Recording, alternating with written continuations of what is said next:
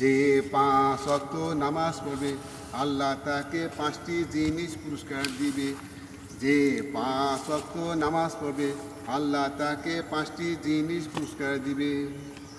আল্লাহ তার রিজিকের অভাব দূর করবে, কবরের আযাব হটায় দিবে। আল্লাহ তার রিজিকের অভাব দূর করবে, কবরের আযাব হটায় দিবে।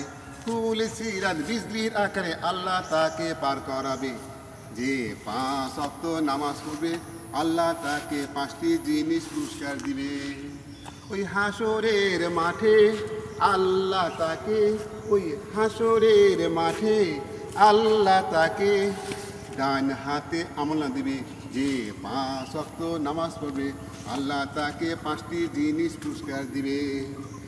আল্লাহ তাকে দয়া করে, আল্লাহ কত মায়া করে, আল্লাহ তাকে দয়া করে, আল্লাহ কত মায়া করে তাকে বিনে হিসাবে জান্নাত দিবে।